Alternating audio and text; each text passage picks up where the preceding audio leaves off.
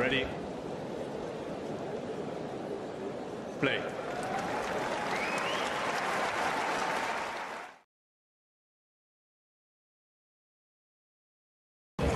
Me too.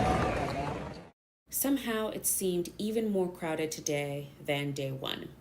It was cloudy and humid, but the vibes on the grounds were stellar.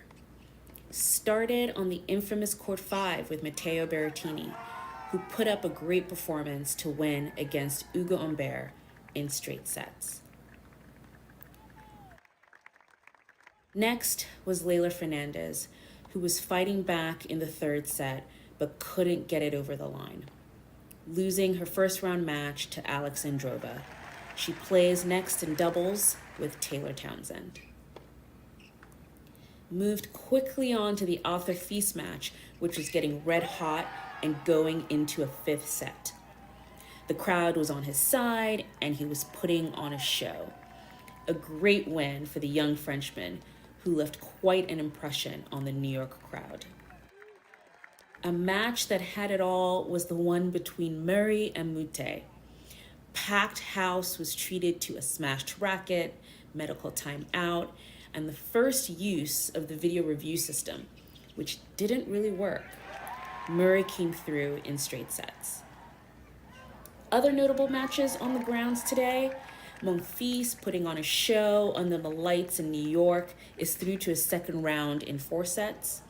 Ubi Urkac and Grigor Dimitrov both had to come from 2 sets down to win in 5. Matches to keep an eye on for tomorrow.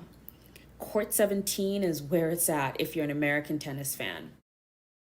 Coco Gauff and Mira Andreeva open up Ash, and Ben Shelton and Dominic Thiem will be the blockbuster event on Louis Armstrong.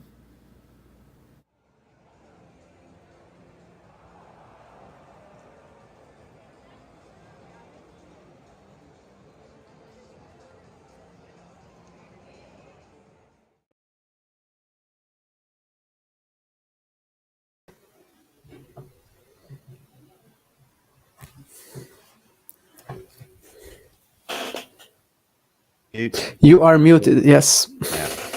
Yeah. Nice little report there from Anastasia, of course, who was on the ground in New York yesterday and will be there again today. And this is the first episode regarding New York Daily, if you like, looking back at the previous day's play, but maybe also with a view to the upcoming day ahead. We've obviously got this at a slightly more convenient time for us living in Europe of 3 p.m. rather than what would be last ball dropped that could be anything between 4 a.m. and 8 a.m. Hi, Anastasia. I know that you said you were going to be joining us today. It's great to have that video. I really liked it. And have fun today. Let me know which matches you're looking forward to today. I know you sort of highlighted 1 or 2 at the end of that clip. So have fun. Damien, what matches did you... I want to start with the women, actually, because I think the casualties, as I described them in the draw, really occurred on the women's side, the high-profile ones. Garcia, I mean, did it surprise you? No, not really. Like, Yafan Huang has been winning a billion matches recently. I can't remember what the exact stat is, but it's like 37 out of 40 or something like that. And obviously, most of these have come at the ITF level. But like recently, she won that 125 in Stanford. Then, of course, qualified, just absolutely destroying the opposition. Sarah Bailek, I think she double bageled in the qualifying.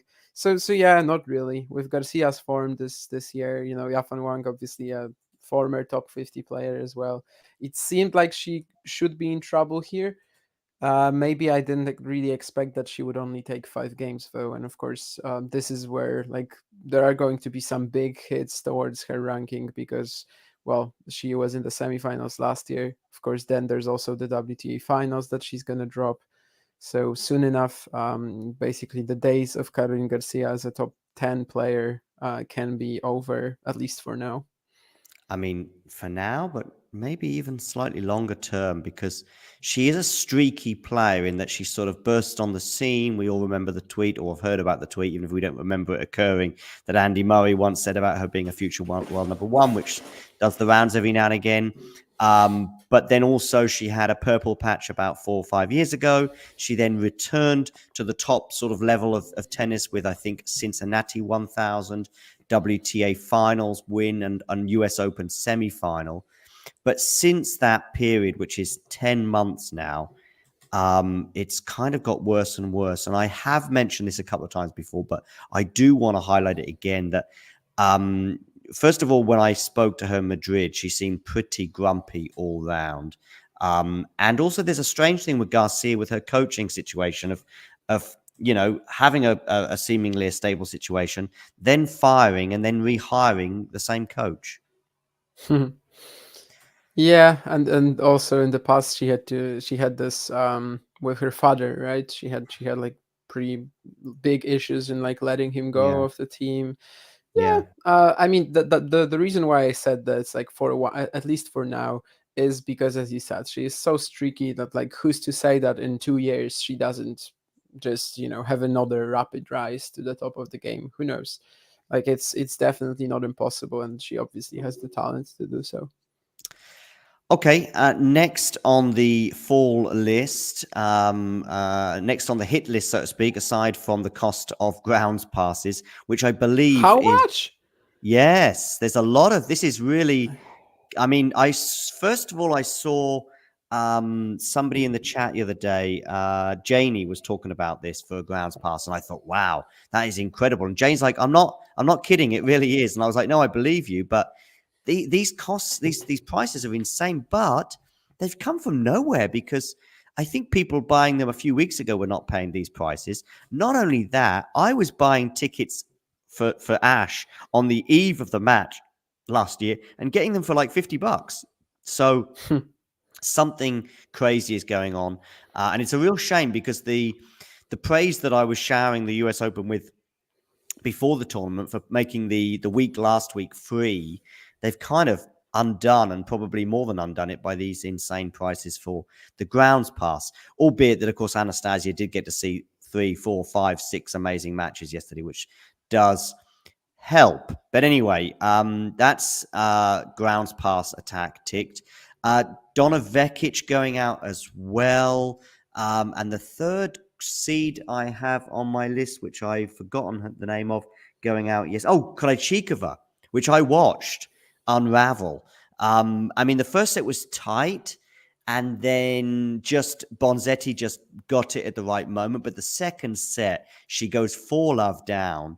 And really, she's in a bit of a rut as well, a bit like Garcia. I do see an end to the tunnel for Krejcikova, unlike Garcia, partly because of her age, partly because she's won a Grand Slam, partly because it wasn't that long ago that she was winning a 1000. Yeah, I mean her exit does not really seem all that relevant in regards to the whole event, which Yeah. could be viewed as kind of sad given where she was at the beginning of the year, and like the moment when everyone thought that she's up there with Świątek Sabalenka, maybe even higher than Rybakina at some point. Everyone was there for a moment. Yeah. But then she drew Sabalenka in a few events consecutively. She didn't come anywhere close to beating her, and since then it's just been a downhill. And yeah, it is pretty sad for sure that right now we just don't view Krejcikova losing at a slam like as anything, basically. Like it just doesn't matter because she was not a contender anyway. So yeah. Yeah.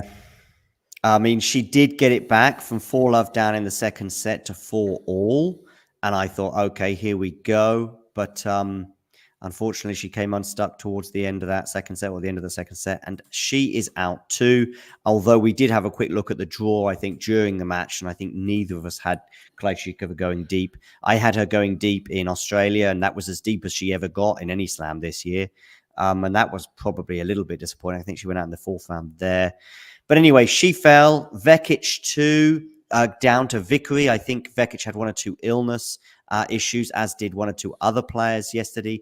Ons Jabeur was one of those. She came through, though, in the end as a victor in straight sets. That was first up, and that was a really good match, actually, that Jabeur played out with Osorio. Osorio made her work for it. There was a nice moment at the net as well when Osorio sort of checked to see if she was okay, even though Osorio had just been knocked out.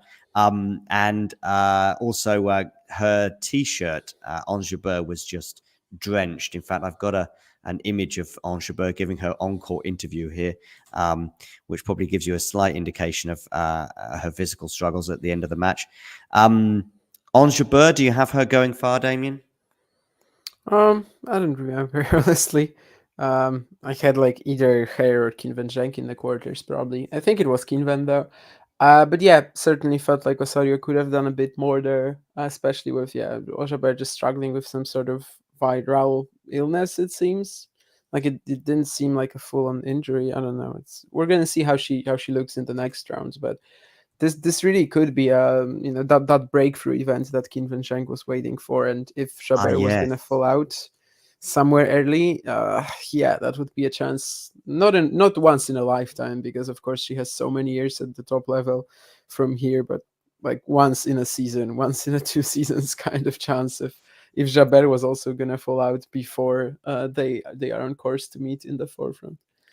I've got 6 results on the screen. We did just touch on Qinwen Zheng, so there's 4 others there because Krejcikova we've already ticked off as well. I don't know if you can see those 4 matches, the top 2 and the bottom 2.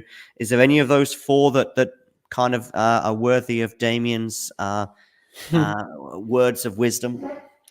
Not really. Milan over Venus was probably quite rough to watch. I did not see it. It only lasted an hour. Yeah. Minan's such a quality player, but I also get why we still give wildcards to Venus and why it is on Arthur Ashe, because if you look at her record this year, like this is by far her worst loss, and Mm-hmm. like the contrast is really huge. Mm-hmm. Anytime Venus lost this year, it was at least fairly competitive, and in most cases, it was actually 3 sets or something. So yeah, it wasn't really expected that she would handle her in just an hour. Obviously, anytime Venus Williams loses a match now, there's going to be a lot of Twitter warriors saying that we should just let her go and like she has to retire now. Um, if she's still having fun, why not? And the previous matches that she played this year actually had some magical moments. It's just this one that ended up being very dire. Yeah, I thought the Svitolina loss was not great at Wimbledon, but that aged pretty well, bearing in mind how well Svitolina went on to do, getting to the semi-finals, I think it was at SW19. And of course, that Camilla Giorgi match in the summer was amazing. Perhaps Camilla can be the architect of her own downfall sometimes, but nevertheless, it was still a classic, probably the match of that particular tournament in Birmingham. I was watching most of Sabalenka-Zanevska. Zanevska broke in the first game, and you thought, okay, this could be interesting. But from the minute Sabalenka broke back to make it 1-1, that was kind of it, even though people will say Zanevska broke again in the beginning of the second set, but it didn't have the same feeling. That when she was down a set and up a break at the beginning of the second set, didn't have the same feeling as when she broke at the beginning of the match. And you go, okay, this could be interesting. From the moment Sabalenka broke back, Sabalenka was not at her best. And of course, she's ending the career for Zanevska because that's her done on the singles side at the least. Unfortunately, primarily due to back issues at the age of 30, Damien. Yeah. It's quite early for sure. Just 2 years ago, she was winning a WTA Tour event, I think. But yeah, I think this was a good moment to go out, playing Sabalenka in the first round, giving a decent account of herself. I Arena don't think basically it said that really on the could have. call. She said, not a bad way to end your career. I mean, she's, Yeah, yeah, like and I wonder if she was maybe saying, I wonder if she was thinking against me, yeah, against one of the top players of the sport on one of the biggest courts in the sport. Like, there's definitely worse ways to go out, and well, you would rather play Sabalenka in the fourth round and lose like this, of course. But what was the guarantee that Zanevska even makes it there? I'm not Yeah. even sure she has ever had a fourth round. Yeah, basically she has only ever won 2 matches at Grand Slam level. So yeah, especially looking at that, right? You kind of have to say that this was a very good send off from that perspective. I never realized that she only won 1 match at the Australian Open and 1 match at the US Open. Looks like her overall Grand Slam record is 2-13. That's pretty poor considering, what sort of achievements she could have on the tour, like just the regular WTA Tour events. Jodie Burrage, good win for her, although I didn't watch that match, but I think that's decent. I saw blink of her earlier on in the year on the grass in Berlin, and her aggressive game style worked that day, but it didn't work against Burrage, it seems. Burrage, of course, will now play Sabalenka.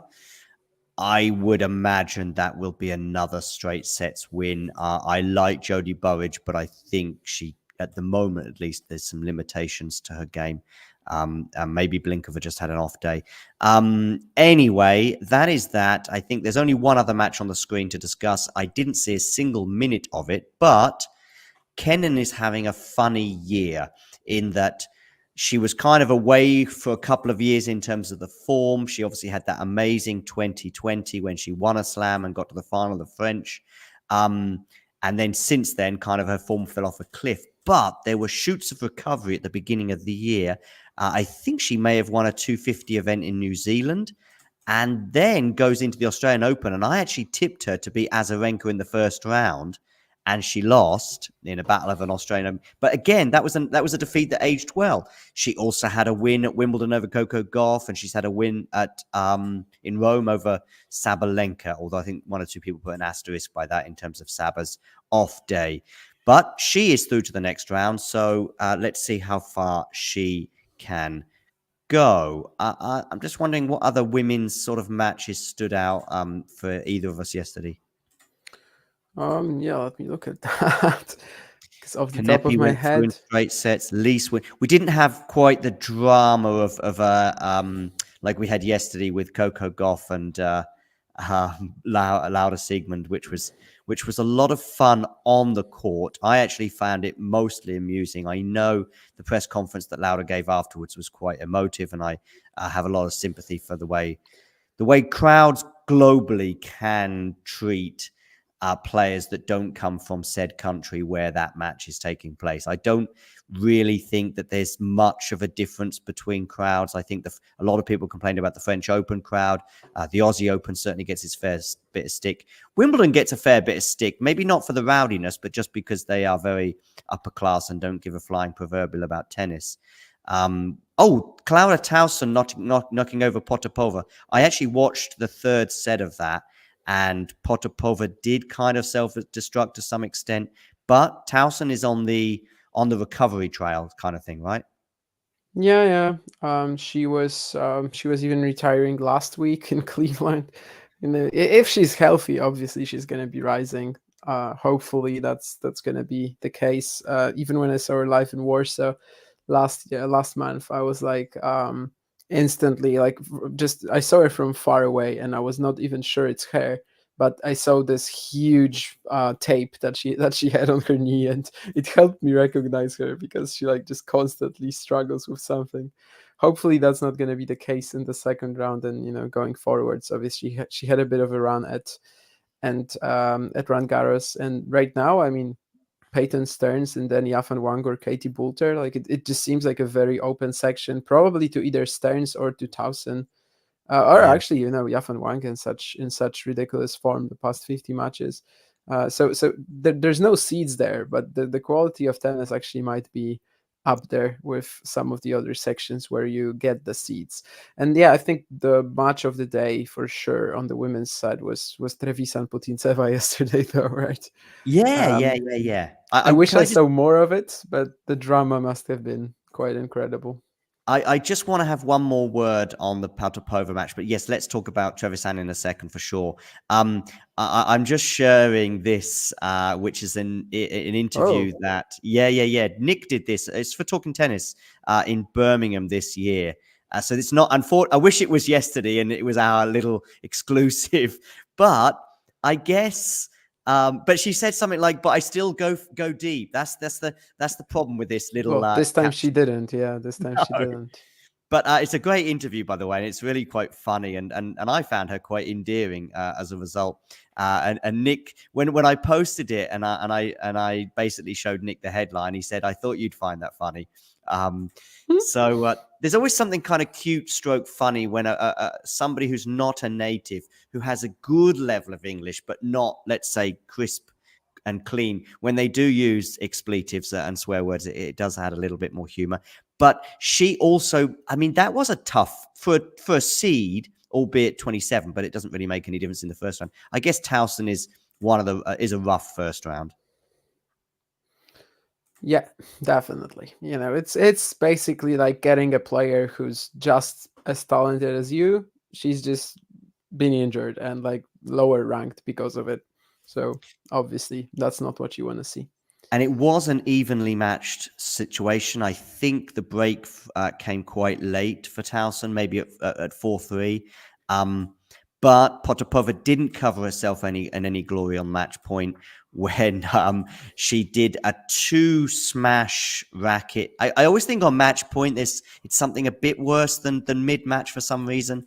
And then on the third throw of the racket, it did sort of bounce, albeit quite slowly, at a pedestrian kind of rate that makes me look pretty fast around a tennis court.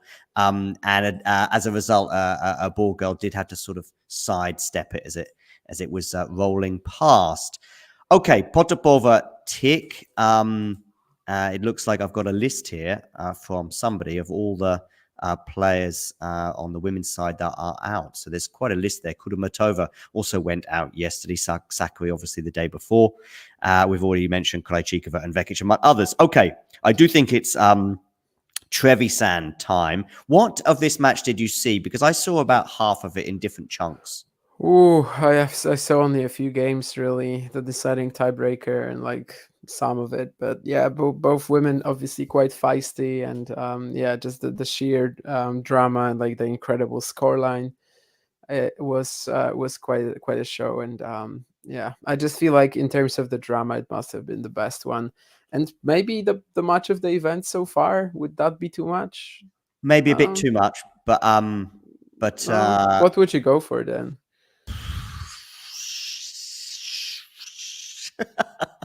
You need to prep. You need to give me a few minutes on this one before we go live. I kind of feel like it has to be that. By the way, I've just noticed that there is a result that I didn't even realize yesterday, and it's Patricia Maria Teague beating Rebecca Marino.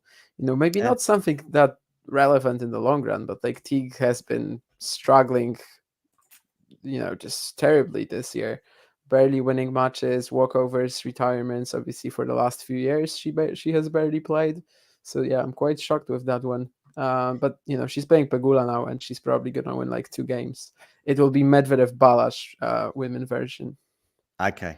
I thought you were going to say Medvedev Balash would be a rival for match of the tournament, but maybe we'll go through a deep dive on that match in a minute. A ghosty here shouting out Molchan Dimitrov. I know he enjoyed that very much. The problem for me with that match, Molchan Dimitrov, is that it was one that I saw was going into a 5th set tiebreak, and I was hastily looking for my remote control and then going through pretty much every match on the screen and just couldn't find it. By which time I saw Ghosty saying, "Oh, match point," and then something else was going on.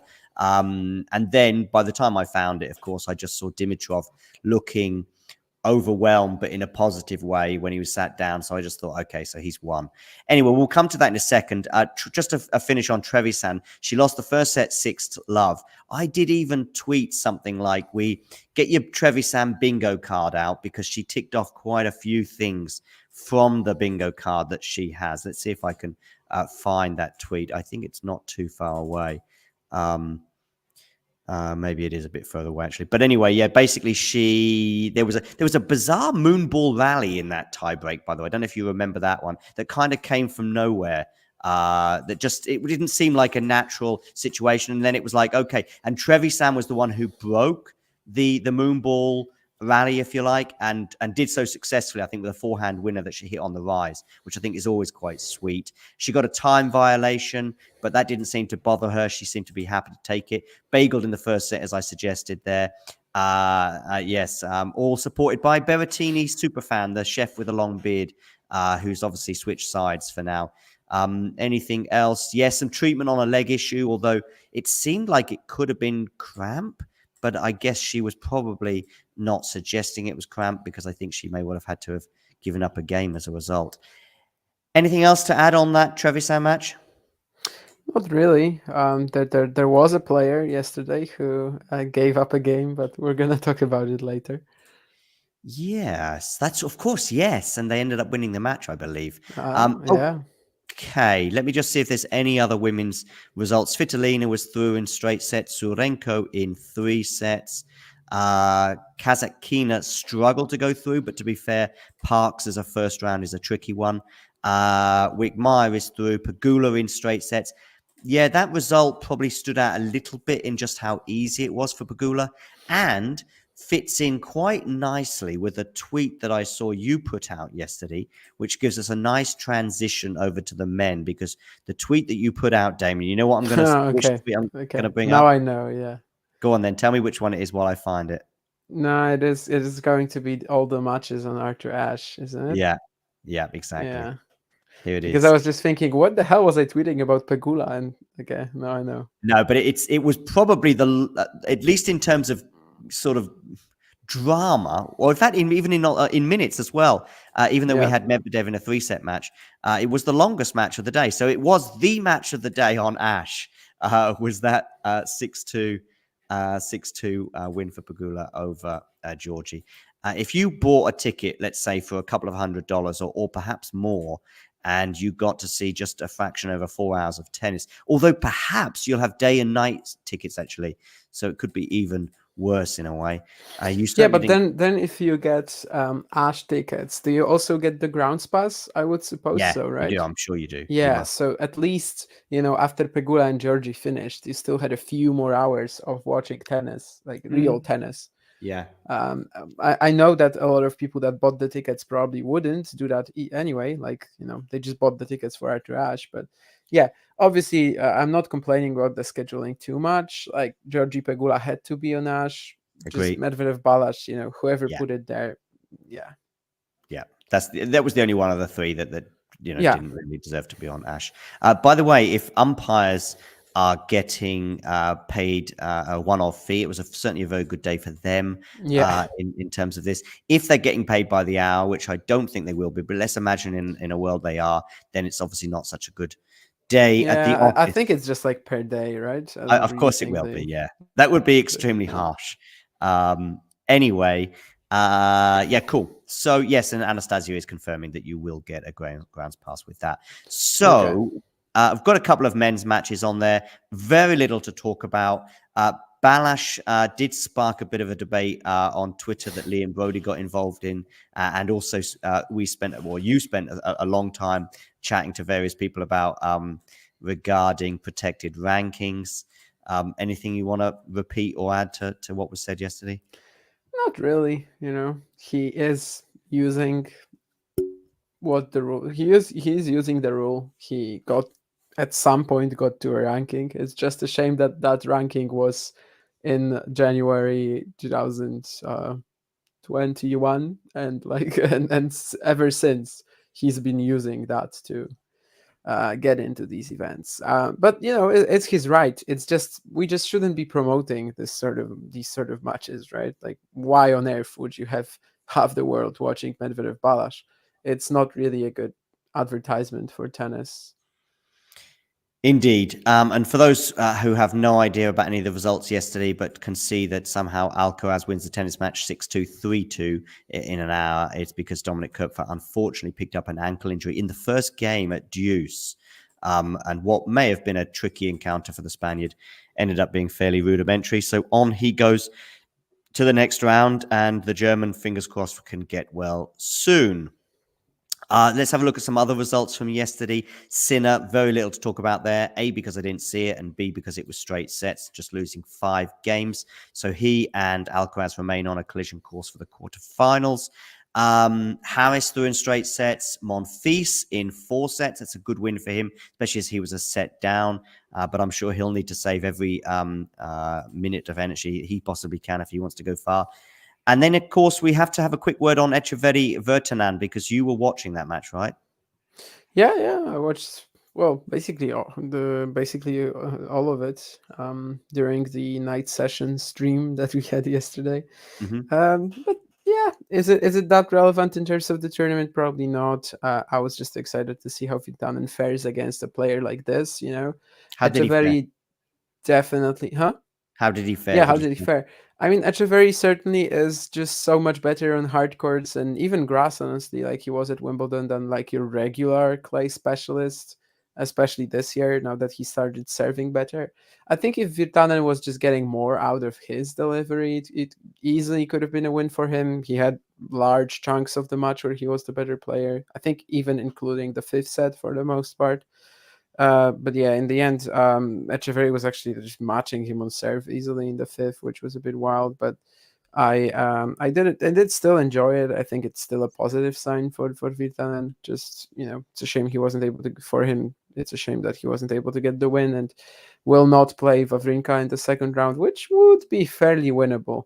I don't actually know if Echeverry is going to have a good shot against Wawrinka unless he makes it like a huge grind fest. Obviously, they just played at Wimbledon in round two with Stan winning, but yeah, Echeverry Virtanen I think was very enjoyable. Five sets, lots of high quality long rallies, and Virtanen was holding up in them, which maybe you wouldn't really expect. If he was just able to like open up the court maybe a bit better, easily could have won that and yeah, gotten more out of his serve. Just coming back to the ticket prices thing, I think this is a good thing from Anastasia. Yes, you just buy Ash tickets in the second week, and I picked up tickets for Ash last year, very reasonable prices. I think I paid like $50 for a day session, which I had two quarterfinals, one women's, one men's, and then I also got the women's final, I think for about $100, something like that. But I was getting them all last minute, so perhaps Ash is a good way to do that, especially if you see what the order of play is. Anastasia is now obviously shooting off to Flushing Meadows, so hopefully you have a good time there and get to see some really cool matches, a bit like Arta Feast yesterday. And that brings us to the issue you were referring to earlier, where he forfeited a game at 3-all to get treatment on cramp. And of course, medical timeouts for such things are prohibited. Of course, we saw Carlos Alcaraz famously forfeiting a game against Novak Djokovic at the French Open this year as a result of that same issue. But the plot twist is that he went on to force a fifth, right? Yeah, Alcaraz does it at Roland Garros, and suddenly it becomes a common occurrence. Like right now, we're seeing it every, just left and right. Even though no one actually knew the rule before Alcaraz had that. Even Alcaraz didn't know the rule. But yeah, with Carlos, obviously, it was very different because he had to give up a game where he was serving. Fields gave Yeah. up a game where Griekspoor was serving. It makes Okay. a difference. Yes. However, it's still pretty wild. He was 2 sets to 1 down, and then he forfeits a game at 3-all in the fourth. So something that very well could be super relevant. And he wins the set and he wins the match. I don't know if the match like delivered us the quality that we are expecting from Griekspoor and Fields, but it was certainly high on drama and one of the matches to remember from day 2 as well. Fields to play Arnaldi right now in the second round. Like I think that's a mouth-watering clash as well. Anyone who likes like young prospects, will be tuning into that one. I saw a tweet from Nick in the last few hours where I think he described yesterday as the best day that British tennis has ever had, which may tell you a little bit about British tennis over the last 100 years. Yeah, I think it's I understand what he's going for, in terms of just having a perfect record and also a perfect record in sets. It is ridiculous, Yeah. definitely. However, even when it's like one match and Murray is winning Wimbledon, for example, it's still a better day for British tennis. Yes. I mean, For Murray sure. winning the Olympics as well in a sort of a British clove, if you like, Oh, gold yeah, yeah. medal. I mean, that's sort of, although I think in tennis, of course, winning Wimbledon or the US Open is a Yeah, bigger but since achievement. his Olympics for the first time were at Wimbledon as well, that Oh, was exactly. Yeah. all It's the more exactly. special. Yeah, but it wasn't a remarkable day for British tennis with all those straight sets wins, some more likely than others. Andy Murray, of course, does fit into that category. He won in straight sets. Moutet Also, if he has a bingo card, ticked a couple of those off with some underarm, a couple of underarm serves, one of which worked, one of which didn't. Probably the one that didn't work as well, Murray should have punished him for because he easily got to it. And he did actually have a nasty fall, and his wrist injury seemed to be almost terminal. I was really worried for him. And it was bizarre because he threw his racket out of his hand. There was also a bit of controversy because for the first time they used Video the review. VAR review, and the system just didn't work. It looked like a double bounce to me. I've only seen it a couple of times, but it did look like about double bounce. Somebody disagreed with me on Twitter. Would you, Adam and Eve it? But I still think it was a double bounce, and I think Mutet probably knew. It wasn't one of those where I don't think you did know. But anyway, whatever. Andy Murray threw in straight sets. Still took him 3 hours, even if it was fairly rudimentary. And who is Murray playing next? He's up against Dimitrov, who was in what would be potentially, at least Ghosty was positing it as a potential match of the tournament rival for Trevisan with this 5-set epic against Molchan, where there was 124 winners combined. Absolutely. Also, one of the matches of the day. Ghosty has also been talking about it a lot here today in the chat, but rightfully so. I think Dimitrov, for the most part, was like pretty poor. There were certainly some misses of quality that he is not getting as used to this year. This year basically he just hasn't had a bad loss in ages.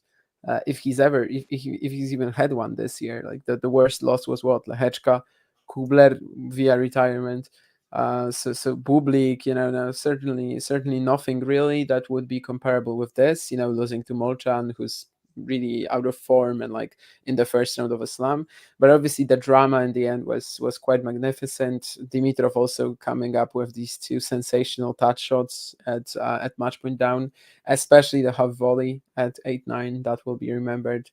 And he pulls through. But even if like before the event, I thought Dimitrov was a significant favorite against Murray, I don't really think that anymore. In fact, I think somewhere earlier today I said that Murray was like just a touch more likely to me at this point, just because of the difference in how they played in the opening round. And Alex Molchan might have softened Dimitrov up. It's just a shame as well because I was hoping for Dimitrov Zverev in round 3, but maybe it's not that much of a shame given how their last 2 matches looked and how Zverev just completely demolished him. So I think it's even better for Zverev now, honestly. I'm not really sure he can lose to Murray. So yes, that's a good point regarding Zverev and getting to the 4th round, because a trickier draw and he might have been a bit vulnerable. But him and Yannick Sinner, of course, are on course for the 4th round. That's something potentially to look forward to. And I don't see Murray troubling him. What is it about Dimitrov against Zverev that would get you excited then? Well, it's a good matchup, like if you just look at it on paper, right? But it's the fact that they played twice this year and it was brutal on both occasions. That makes me think that maybe it would be the same here. The good form of Dimitrov somehow is not translating to this very matchup. Okay, other results from yesterday. I'm going to share some on the screen. Wawrinka threw in straight sets. I've got 6 matches on the screen. I'm going to get through 5 of them pretty quickly, and you can probably guess which is the one we're going to dwell on next. Wu winning in 5 sets. Actually, you probably want to have a quick word for Jibing Wu, right? I don't know. He won 5. Obviously, he was struggling recently and had to retire against Watanuki. It's good for him to progress, but I think it's just especially like just as vital for him to actually have a shot at the minor now. Like I don't care if he wins, but I think he kind of needs to show something, right? Just How old is Wu? Use that talent that he has. How old is he, Wu? He is 24-ish, maybe. Ooh, something like that. He had a 3-year break because of injuries. He was not playing between March 2019 and January 2022. Okay. This was also related to the pandemic. Like there was at least a bit of a period during that time frame where he was healthy and he was playing some old Chinese exhibitions and winning them. Like we had some articles floating around about that. But basically, Hainulan, basically he was not competing professionally for almost 3 years. So Uh, 23, yeah, Nerland maybe. goes for a hi guys, and then get a specific hey Damien. So it's two greetings, one for the pair. It's like we got a joint Christmas card, but you also got an extra one as well. Wu is 23 apparently. Nice to have so many regulars as well in the chat. Make sure you hit the like button, and if you are new, make sure you hit the subscribe button too. We will be coming at you every day with this show a couple of hours before play gets underway in New York.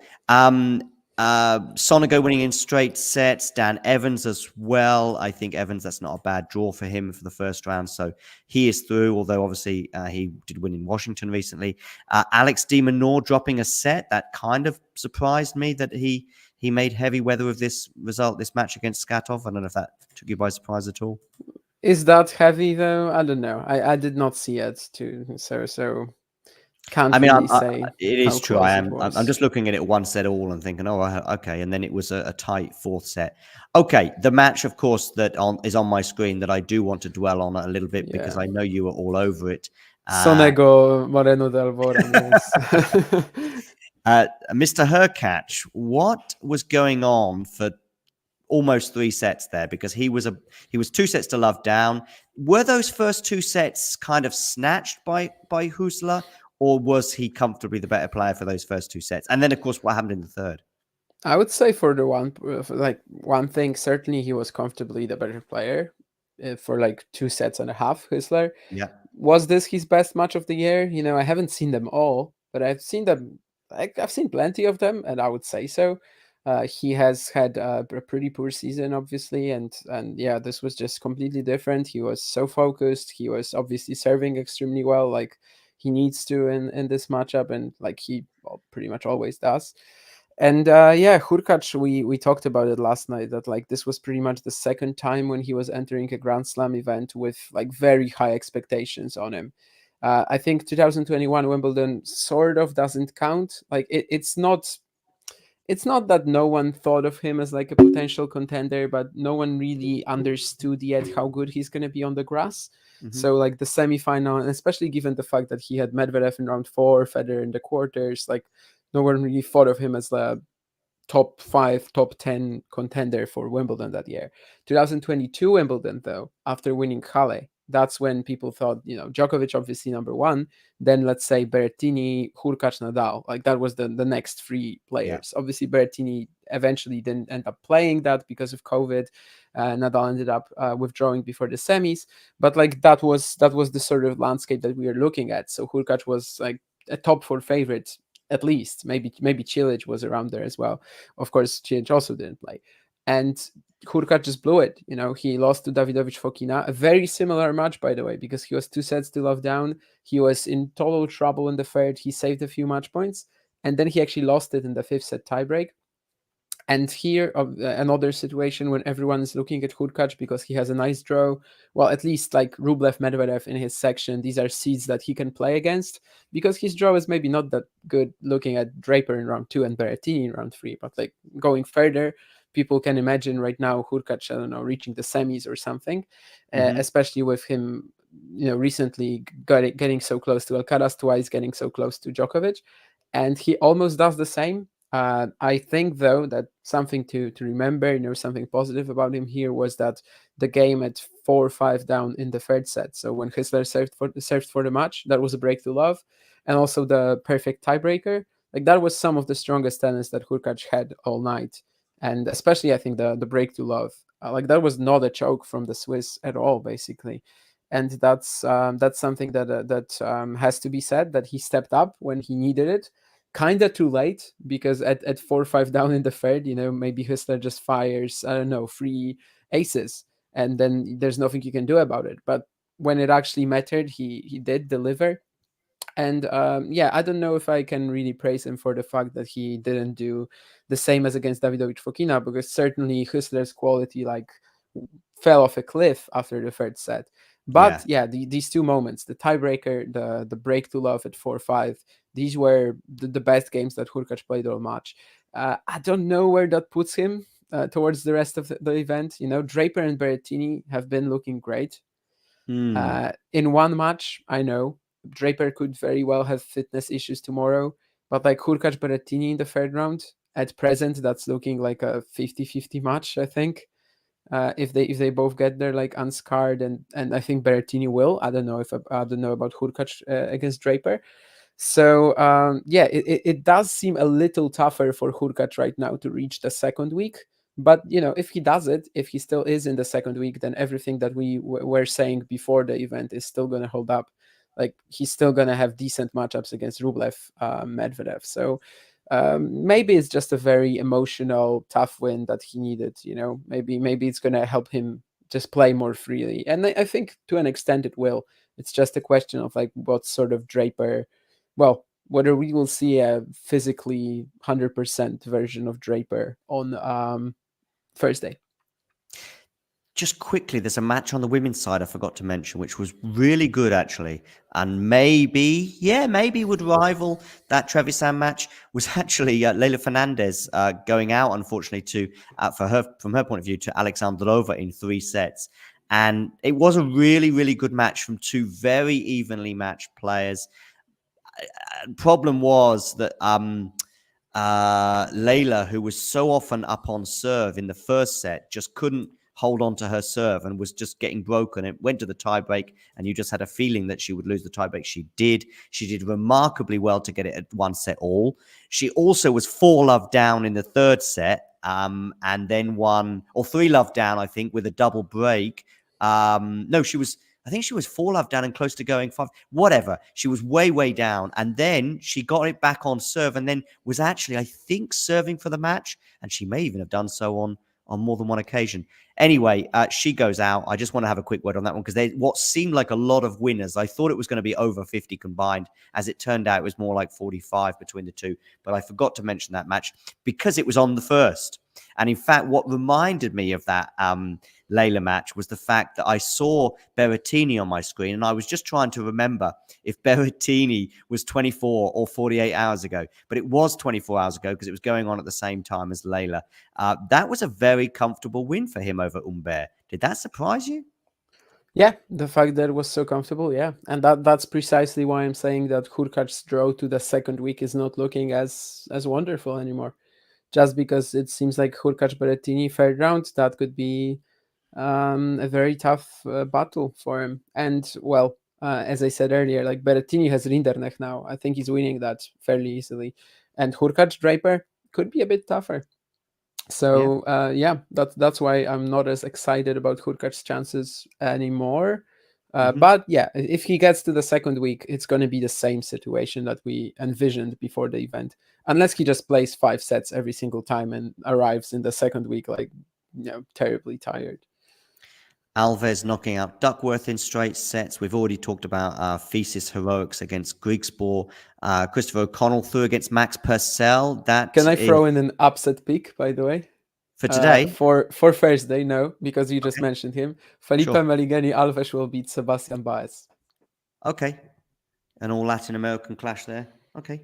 That was an epic second set tiebreak he had with Duckworth yesterday that was 13-11 in favor for the Brazilian and maybe took the wind out of Duckworth's sails.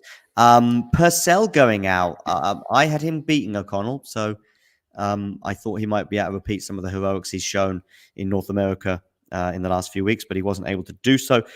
Arnaldi overcame Kubler because it was a walkover. Zverev threw in straight sets. Nicholas Jarry also making a bit of heavy weather of Van Asch. By the way, Jarry's up to 23 in the rankings, or 23 in the seeding at least. He's won a match at every slam this year, which also kind of shows that well, he's not a clay specialist anymore, really. Yeah, which is great for him. Only Novak pushed Carlos more at Wimbledon. Yeah, that's true, and he also did that in Rio. And yeah, I think that he's playing Mickelson now, so that's a pretty big one. That's something that I'm for sure watching on Thursday. I actually haven't checked the odds, but I will assume that Mickelson might even be the favorite there.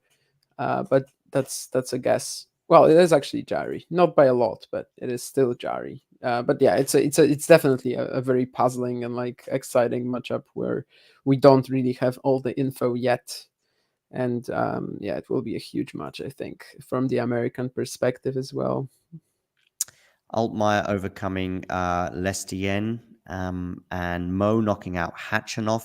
It's been a pretty underwhelming few months for Hachanov. I know he has been injured as well, but probably since that Djokovic match, I don't know how many matches he's probably played since the Djokovic French Open match. Probably only a couple of matches since then, because I think he pulled out of Wimbledon.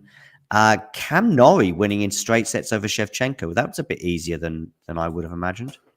I mean, Shevchenko is a bit of a mess on hard courts. I know he's gotten the results sometimes, but especially at major level so far, he kind of has been exposed. It's a shame, but maybe he will regain it at some point. He is coming back to clay after the US Open, and yeah. John Isner's retirement party rolls on into a second round. He won his straight sets yesterday. That's a match they could have put on Ash. Bearing in mind, it might have been Isner's last match. That might have been one. They were hoping for it not to be, I suppose. Yes, I bet they were, yeah. But does Isner Mo get Arthur Ashe? I don't think so, right? It kind of should. I think it kind of should, but I don't think it will. I think they might have to, really. I mean, they probably just took a risk in thinking that he would beat Diaz Acosta. But the thing is, if they'd given him Ashe for Diaz Acosta at the expense of, say, Medvedev, Balash, then at least they would have done it. If he then goes out in the next round on Louis Armstrong or elsewhere, well, you've had your sort of big Ashe moment, especially if it had been a night match, then even better. Anyway, he's through, so perhaps him and Mo will be on Ashe, fingers crossed for his sake. Coric, or I should really say Baez, repeating his trick over Coric, albeit this time much more comfortably. I say repeating the trick because they played each other just a few days ago in Winston-Salem when Baez won in 3 sets, I think, and in a pretty tight match. For those of you looking at who on earth is Rublev playing there, well, of course, he was supposed to be playing Ruusuvuori, but just a few hours before, Ruusuvuori pulled out sick and just said he wasn't able to take the court. He tweeted that out there. So get well soon, Emil. Anything else? Kokinakis going out. I think that's a little bit of a surprise for one or two. Yeah, that's a pretty huge one. Like, that's probably upset of the day. Okay. It's quite an awful loss for Tanasi, and like how incompetent he looked on the backhand side as well throughout. Yeah, nasty stuff really, and it does open the draw for Norrie quite a lot. Yeah, but Norrie's probably just benefiting from the draw because his form most of the year has been. I know he won that final in Rio, was it, or Buenos Aires? Rio, wasn't it? But there's a huge asterisk by that because of the condition that Carlos was in. Yeah, there's no asterisk regarding the quality of tennis that he played there, but since then he has been very mediocre. But he played a great match against Shevchenko, and honestly is very likely to get into the fourth round now. I don't think he's losing to Su. Match of the day on the women's side today is Andreeva against Goff. Could be. I am slightly less excited for it than I was at Roland Garros, where I thought that Andreeva has a great chance of beating her. She wasn't ready yet. Just some sort of shakiness that she has been, showing in the past couple of events. Lausanne, Cleveland, even the match here against Gadecki. It just doesn't excite me as much as it did. But is it still the match of the day on the women's side? We're not exactly spoiled for choice, I think, today in this regard on the women's side, at least. We're not being spoiled by Iga Swiatek versus Daria Saville. Not really. Like I like Saville a lot. I think she is underrated, as someone in the chat suggested earlier. But just the sort of playstyle that she has, I don't think it matches up well against Iga. She cannot really go out of her comfort zone all that much. Like, I think if Iga is just hitting like she was in round one, if she has good baseline rhythm, it's not a match really. And it really depends on her for the most part. I think that the clear match of the day though is at 3 a.m. So I'm gonna try to stay up now. Which one today? Kvitova, Wozniacki. Okay. Okay. That's a vintage clash, and actually a vintage clash that I think is going to bring us some good tennis, because a lot of the time when people are excited about these, two former big names playing each other, it's actually awful in terms of quality, and they are way past their primes. I actually think they can produce here. Rybakina, Tomjanovic? Maybe if Ayla was not coming back after 2-3 months of not playing. More. I Maybe think she's then. barely played all year. In fact, I don't remember her playing Was it this like year. Australia where She she pulled played, out of right? Australia, I think, I'm going to Oh, say like a day before the event. oh, maybe you're Um, right. Yeah, I think yeah, she played a match at least this year, though, right? she Yeah. may have done. Oh She no, may. actually no. She hasn't played all year. So yeah, my bad. So it was actually Billie Jean King Cup last year when she last played. For Wow. some reason, I thought she played like 2 or 3 matches with at the beginning of the year. I must have had her confused with someone. First up on grandstand is Tsitsipas against Stricker. I'm just sharing some of these other Yes, matches on the screen. You're up for Tsitsipas that? Stricker. Stricker, That's what I'm watching at Stricker can win. 11 a.m. I think so. He was abusing the Popyrin backhand in the first match. This is similar strategy. If he just peaks for the whole match, it is possible. It's also very possible that he's just not going to be consistent enough. But I am super excited for this one. Hopefully it delivers, because Tsitsipas Raonic really didn't. But yeah, that's what I'm hoping for at 11 a.m. local time. And there's also one more thing where I'm actually so this is my upset pick for today. It's Mhm. gonna be Rude against Zhang against Rude. I mean, Yeah, Rude, vulnerable. And is it because of Zhang serving and Rude's inability to handle that, you think? um, yeah, I mean his good serve is gonna be important. I just think the way that Zhang was playing until 7-5, 7-5 free love in the third against Wolf was like some of the smartest tennis I've seen from him too. Like he was also defending well, out of the corners, and just finding that one big blow. The conditions seem to be great for him because it's that pretty quick courts, but at the same time the balls, you have to have a lot of power to hit through them. Zhang can hit through like any conditions. So I think this sort of mixture of slow, fast is really good for Zhang. That's the sort of courts that he's been succeeding on, I think. Madrid, obviously, one of the examples this year. Mhm. And Mhm. I just think it's a nice matchup for him. He pushed him at Roland Garros. This should be closer. He's not exactly in that sort of monster form like last year at the US Open when they were also on track to meet in round two. But having seen some amazing patches from Zhang in the opening round against Wolf, um, sort of made my confidence in him here go up again. However, I don't know how he holds up mentally, because obviously he has had a lot of issues winning matches at Grand Slam level, and Wolf was one of them. 7 match points against Van Rijthoven, the match against Botic van de Zandschulp at Wimbledon, 1 match points against Shelton at the Australian Open this year, but that wasn't really a choke. But otherwise, yeah, I think he definitely had plenty of issues closing out at these stages. So that's the only really thing that I'm afraid of. Very excited for Team Shelton too. Mhm. I think Ben Mr. should be Real the Looking. favorite, but You think Shelton's I, the favorite? I think so. But that's mostly because Team did not show anything, but he also didn't need to in the opening round. But I would Mm. say Shelton is a slight favorite. Yeah. Yeah. And Zhang's Madrid conqueror, Karatsev up against Carballes Baena. Djokovic's path to 24 continues against Zapata Morales, but not at nighttime, but on Alcaraz. But not a nighttime match, which makes a change for him at hard court slams. So that's something for people to maybe look forward to. Marujan against Manarino, that could be a curious one. Yeah, I think Is Marujan? aesthetically that's a very good one. Like Yeah. it just should be very good to watch. And Is night Martian session, what? Is Martian what? is Marujan the Because favorite? he's no, definitely not.